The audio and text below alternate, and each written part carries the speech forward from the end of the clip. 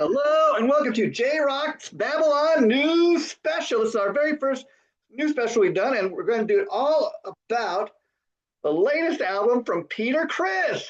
Wow, this is a long time coming, and we're going to talk all about it. Now, Peter Criss is the original drummer and catman from legendary rockers Kiss. And Peter, as I said, has just released his sixth solo album. Now, this was released, of course, just one day before Peter's 80th birthday. Can you believe it? It was released on December 19th, 2025. And this was Peter's first solo album of new music in 18 years. So many fans thought maybe Peter Criss would never release any new music, but over the years, since he put out his last solo album, which was called All for One, a lot of fans didn't like that album. It was, I guess you'd call it like a ballads album, but it was really, really different from what Kiss fans would expect from Peter, probably, his least popular solo album. But ever since that album came out, Peter had been promising fans, like a rock and roll album. And years and years, like I said, about 18 years between albums. So a lot of fans like myself had kind of given up on Peter Criss ever releasing another album. But we were pleasantly surprised, late last summer when Peter made the announcement that he was going to be releasing his rock and roll album that he'd been talking about for several years. Finally, towards the end of 2025, and just in time for Christmas, folks. I mean, I love this. As soon as I knew the pre-orders were being taken, I went and got this. Beautiful, beautiful cover. I mean, the cover, to be honest, is kind of plain. But let's talk about the cover. I mean, again, look at it. Okay. Peter's having some fun here. Let's first of all talk about the fact that he names the album Peter Criss. The album's been a long time in the making. Fans have been eagerly awaiting this. Many fans, like I said, probably gave up on the hope that Peter would ever release an album again. Just kind of, seemed to have gone into retirement, and not much has been heard from him since he put out the last album, All for One. So a lot of people have just kind of given up on hope. But again, let's talk about the album title, Peter Criss. I think, okay, it's he wants people to know who it is, so it makes sense. It's a self-titled album. Kind of silly when you consider the fact, though, that the very first solo album Peter ever put out was, of course, his 1978 Kiss solo album, which came out in Casablanca record. Of course, Peter released his 1978 solo album on the same day that the other three guys in Kiss also released a solo album. If you looked at the Kiss solo albums, it came out on the same day back in September 1978. They all had very unifying kind of covers. Each each album had the face of, had the band member's face on the cover, their color. Each album said Kiss to kind of signify that they were Kiss releases. And of course, at the time when Kiss put out the solo albums, the guys were very competitive, like, which one's going to outsell the other ones, or which going to be more popular, which is going to be the least popular. Peter's album, the very first solo album he put out, again, at the time, fans were kind of perplexed. Because Kiss is a rock band, and Peter's 1978 solo album kind of was a lot closer to what Peter had always kind of talked about. He was influenced by R&B and soul. He had touches of rock and roll, like on his debut 1978 Kiss solo album, like a great cover of Tossin' and Turnin'.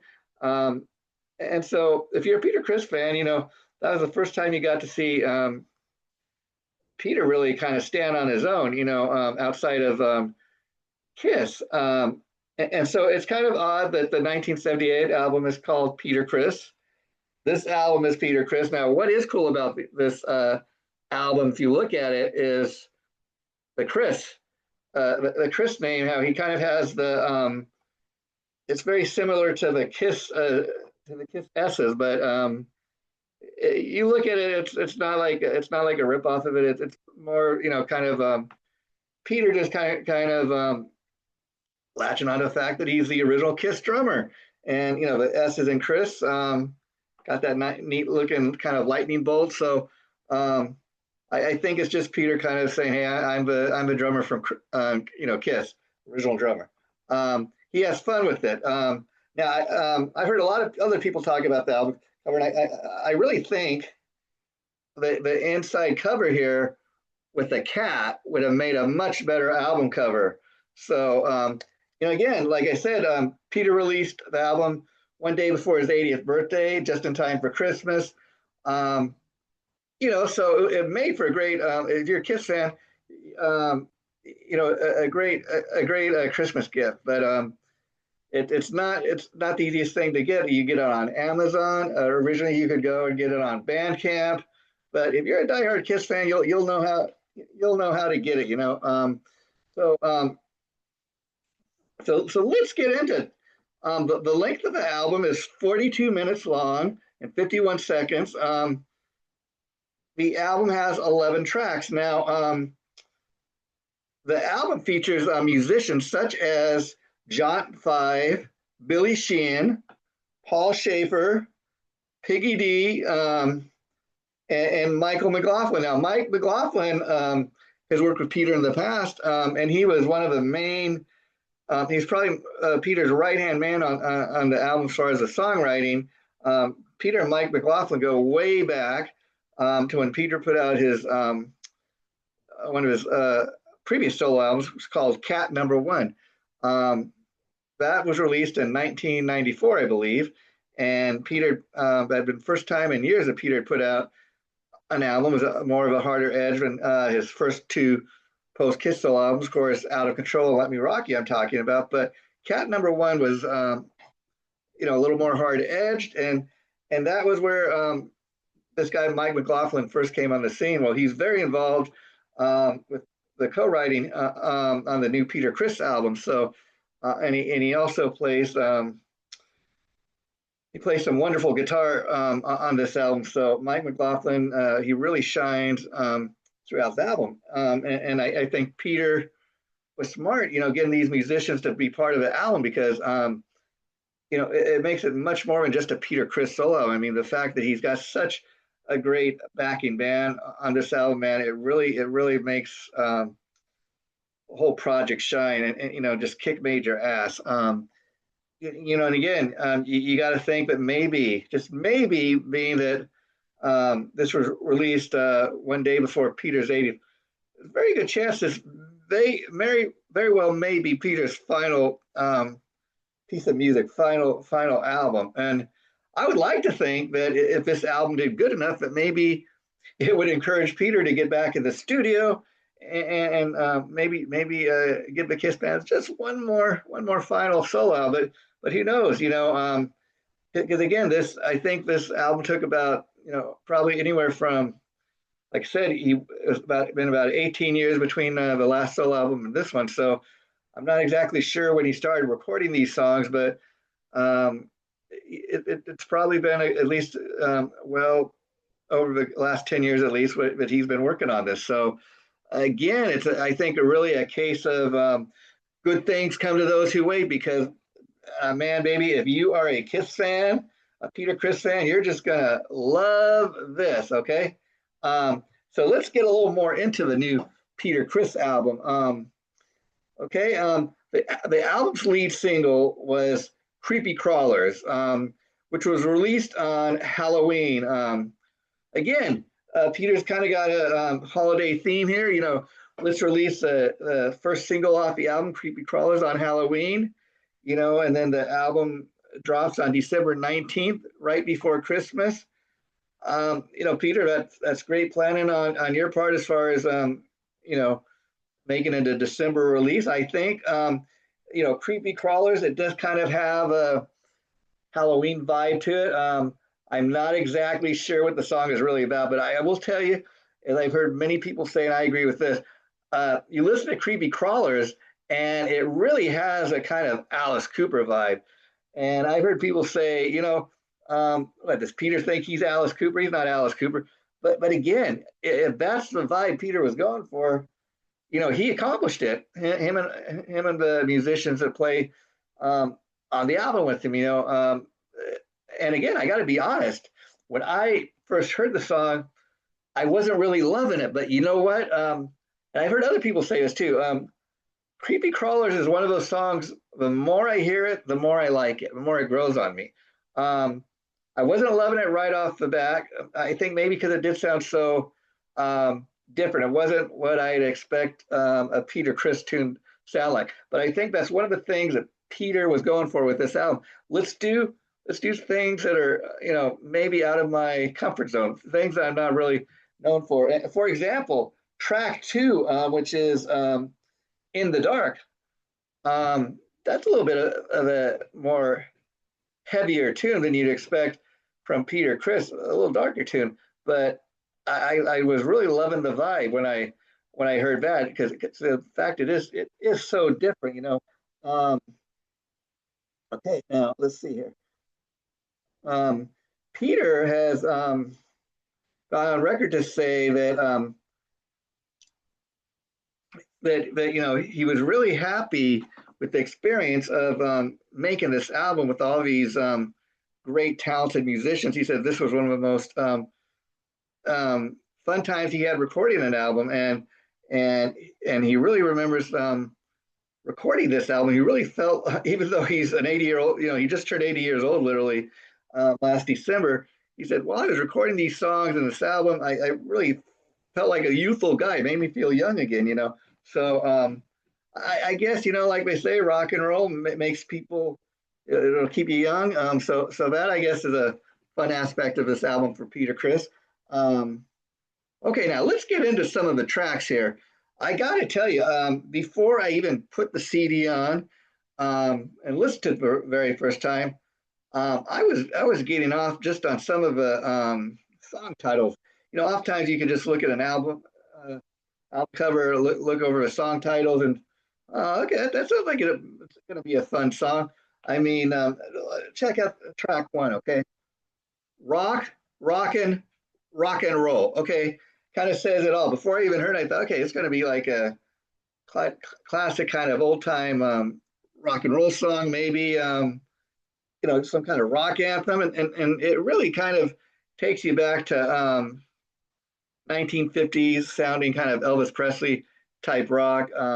And Peter has fun with some of the lyrics. If you listen to it, like even throw stuff in. If you're a Kiss fan, you'll get like he says one of the lines in the song is "I've got nothing to lose." And of course, that's a reference to one of my favorite songs off the debut Kiss album, going all the way back 50 years ago to 1974 off that debut Kiss album. Of course, I'm talking about the song "Nothing to Lose," and I tell you, that's if you go back and you listen to the very first Kiss album,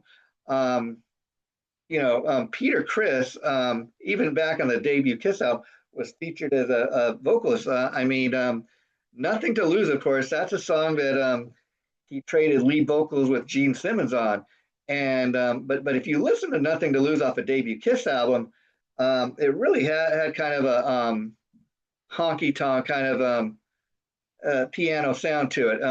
And I also love the version they did on Kiss Unplugged, where you had Gene, Peter, and Eric Singer trading lead vocals, all three of them. And then I love the fact that on the Unplugged version of "Nothing to Lose," you had Eric and Peter playing double drums. I mean, that was really cool, and that took that song to the next level. Now, again, so like I said, this is a classic rock anthem, had a 1950s rock vibe to it.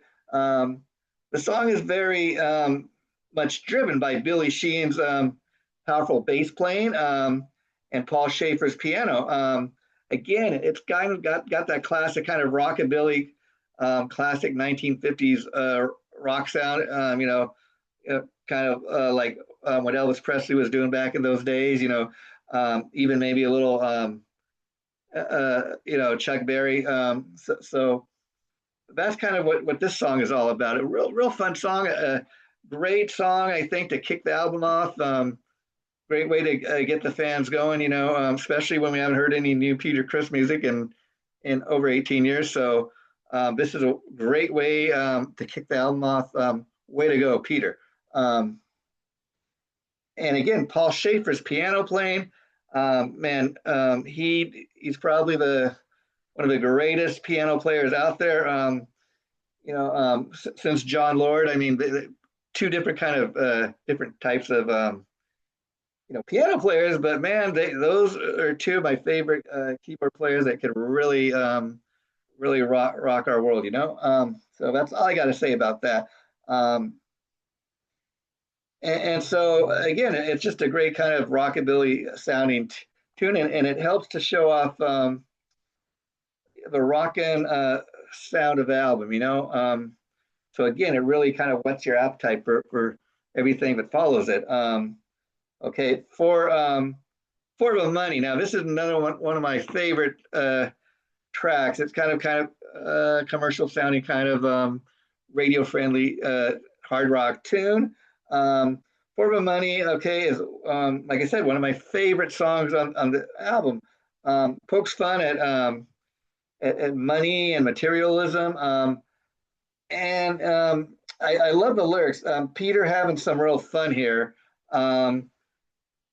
The song showcases what a dynamic rhythm section, I think, that Peter and Billy Sheehan are. I mean, again, I never would have thought that you'd ever see Peter Criss and Billy Sheehan play on the same album. But man, as a rhythm section, I think Billy and Peter together just kill it on this album. They really, really do. Murder. Now, this song has a much darker vibe to it. I must say again, and that's the one thing about this album. You got everything from Frank Sinatra sounding tune to a great ballad. You got rock, old style 1950 rock. You got some really kind of hard rock metal songs. I mean, again, it's not something that you'd typically expect to hear on a Peter Criss album, because that's not what we typically got in the past from Peter Criss on his solo albums.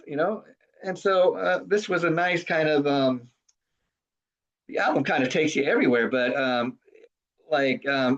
it just is a great kind of roller coaster of a ride. It takes you up and down, but there's not really a track that I don't like on the album. There's not a single track that you like, oh man, I wish they would have left that off.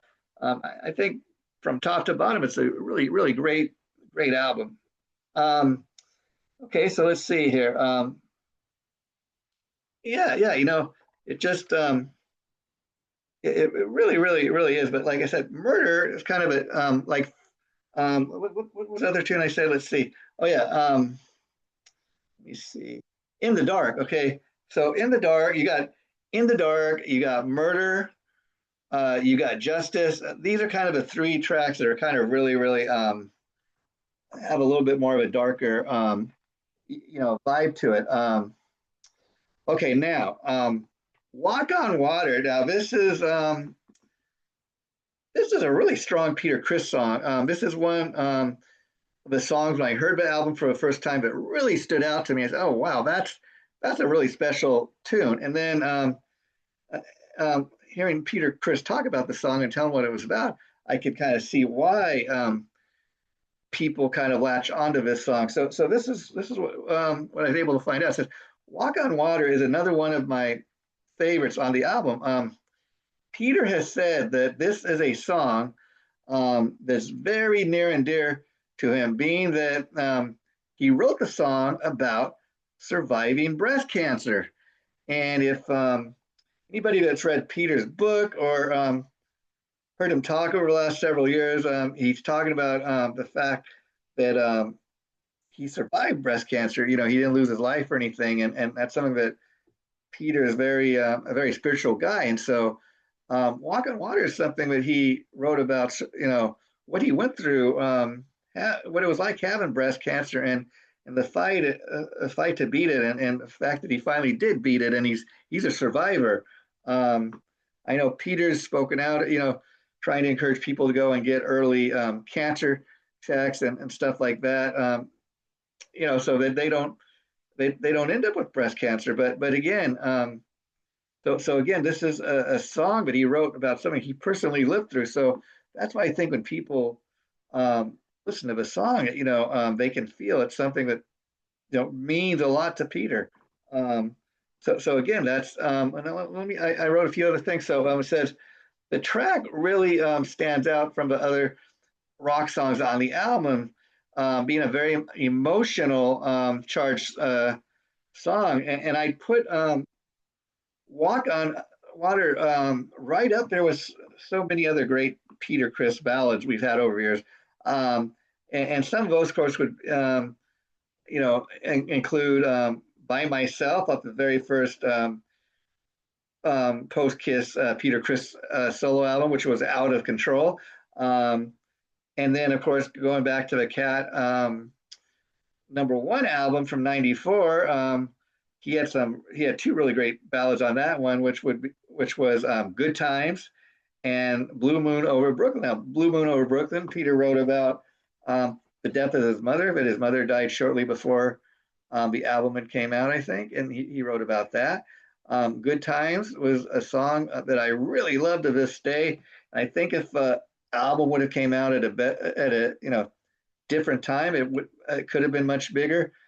"Good Times" I feel was a very underrated song, but that's another great one because I think it's something Peter lived through, and going through his the divorce of his second wife, Deborah. So again, I put "Walk on Water" right up there with those other great Peter Criss felt emotional ballads, that he's put out over the years. So I think this album really, this is a final product, final piece of music we get from Peter Criss.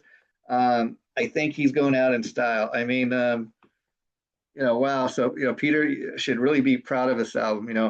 Got a killer band. The song, over the years, people said, Peter Criss isn't really a great songwriter. Well, I think, as they say, the proof is in the pudding. And I tell you guys, he's got a killer band, and the songs is just kick ass. That's all I can really say.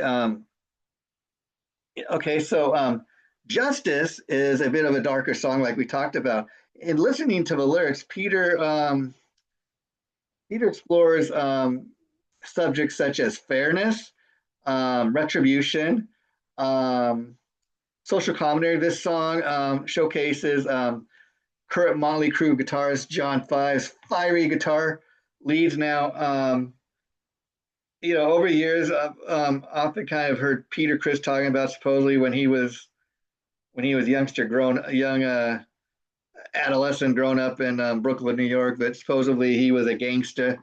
Who knows if there's any truth to that? But I listened to the song "Justice," and it's kind of like maybe Peter talking about what he thinks what justice means to him. And again, this is Peter Criss's album, so this is Peter Criss writing about the world as he sees it.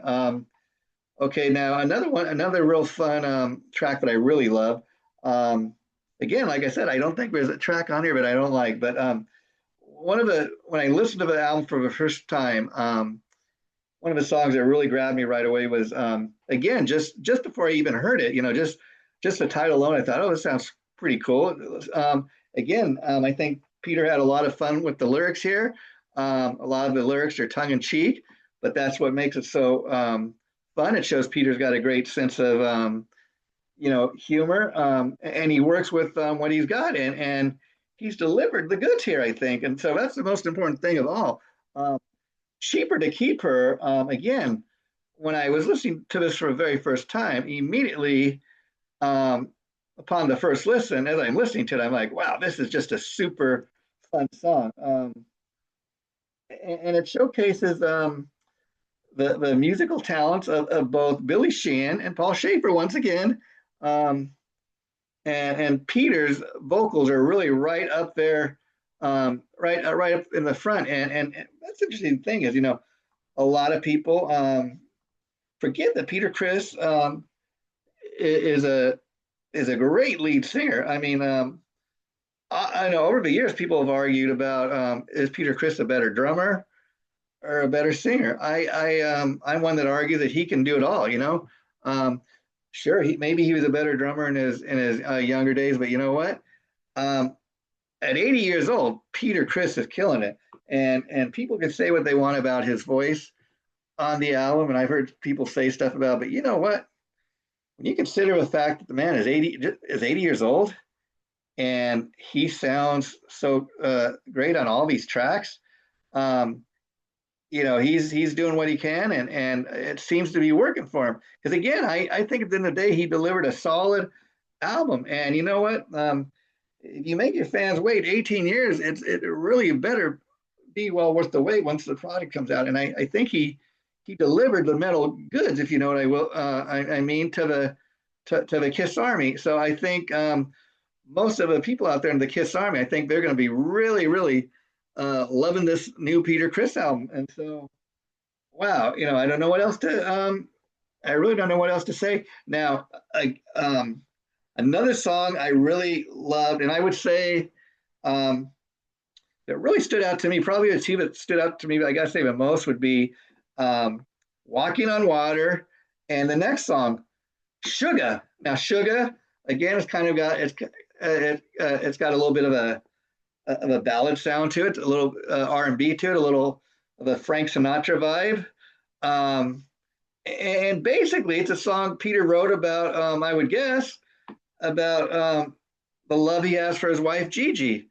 Um, what's interesting, I'm just kind of thinking about this as we're recording tonight's show, which is, I remember for, the number three was always Peter Criss's lucky numbers. At least that's what he said, and to the point that he would always sign his autograph, Peter Criss with the number three. And what's funny is, his first two marriages didn't work out, but apparently for Peter Criss, the third time has been the charm. I'm not sure how many years he's been married to Gigi, but the third marriage, Gigi's his third wife, and oddly enough, Peter, she's always very supportive of Peter. Peter's always talking about how much he loves her, and that's great. I'm glad to see that he finally found somebody to make him happy and to love and that have in his life. And it's just kind of funny, though. I bring this up because you can feel the love he has for Gigi if you listen to the song Sugar, and he doesn't really name her as being the subject, like he doesn't give a shout out to Gigi or anything. But if you know anything about Peter Criss, and you've heard him talk about his wife Gigi over the years, you listen to the song, you know who it's about. I've heard other people say, yeah, that's about his wife Gigi. But again, I think that's why it makes it such a special song, because Peter really means what he's singing here. And again, I love the Frank Sinatra vibe. That's another thing maybe you didn't expect to hear on a Peter Criss solo album. It's got a 1950s Elvis vibe to it. It's got a little bit of everything, but it's probably the second song next to Walk on Water really stands out on this album. And so it's got elements, like I said, of blues and just a great standout track. I don't know what else to say now. There's two more tracks on the album, okay, before we wrap this up, folks. Rubberneck, and another great kind of old school 1950s rock at its best. Peter Criss doing his best Elvis Presley here. The song showcases Motley Crue guitarist John Five, crunchy guitar riff and swagger. Peters just kills it vocally on this track.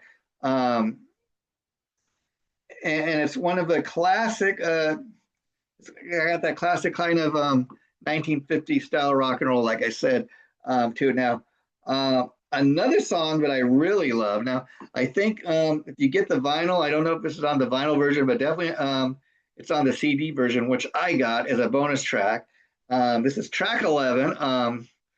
It's called Hard Rock Knockers. Now, again, before you even hear the song, excuse me, there's no doubt what the hell the song's about, okay? But that's what makes it so such a fun song.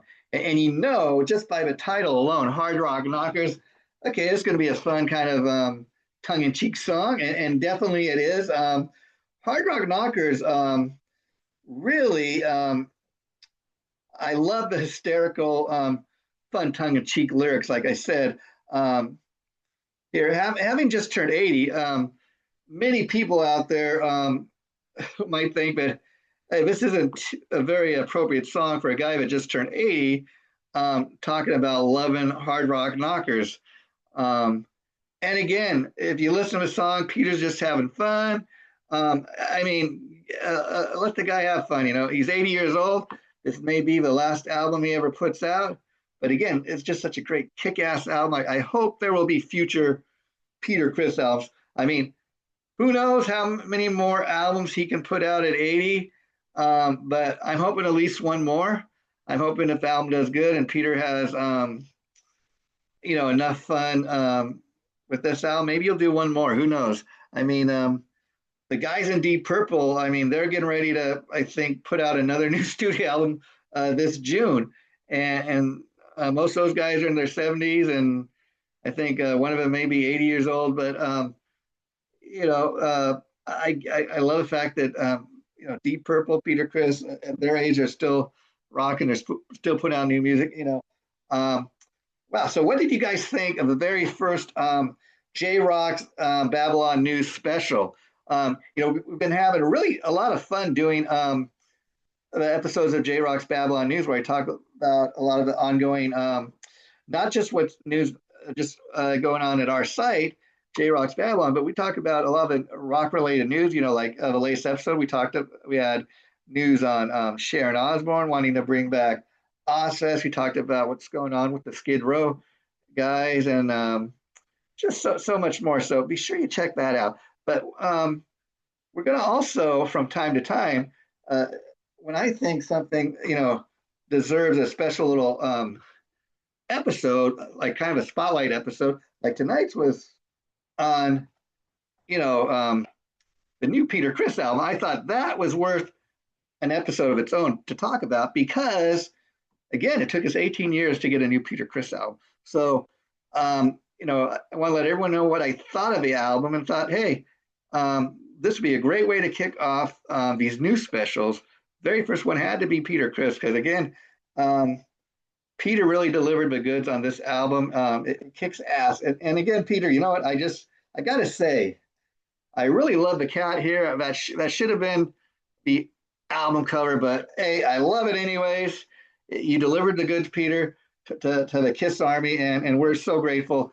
So as you can tell, folks, if you're a Peter Criss or Kiss fan, just a general rock fan, go out and get this album. It kicks major ass, and Peter just kills it vocally, and his drum sound is better than ever. Wow. So like I said, this has been Jason JRock Houston. You've been watching JRock's Babylon News Special. This is episode 1. Thanks for tuning in, and there'll be more of these, so stay tuned. Bye for now.